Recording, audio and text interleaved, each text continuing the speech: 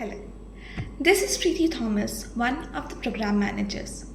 Today we are going to talk about how to use our voice effectively and remember to speak not only at a nearly normal rate but also normal pitch, volume and tone.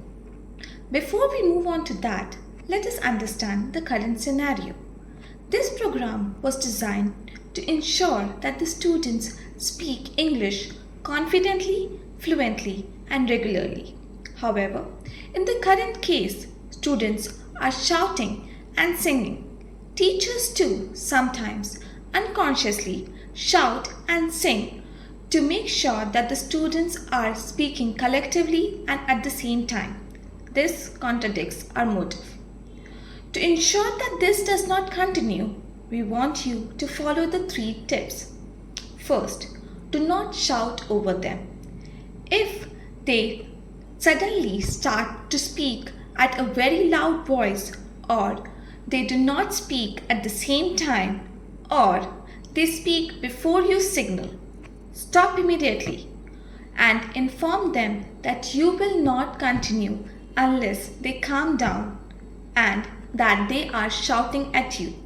Students will understand what they are doing wrong and calm down. Resume once they are calm and collected.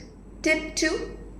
Think about how you speak English in a normal way and then implement the same while delivering your lesson.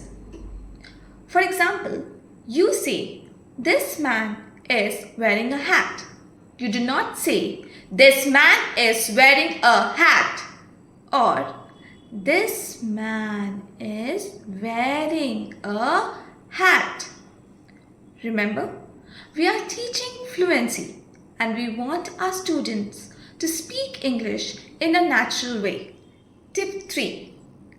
Use your voice to emphasize the important words that you want your students to focus on. For example, if you ask, "What is this?" and they say, "Cat," you can say, "A cat," to make them understand and remember the importance of articles. Another example would be, if you ask, "What color is this cat?" and they say, "The cat is white," you can say, "This cat is white," to highlight and rectify their mistakes.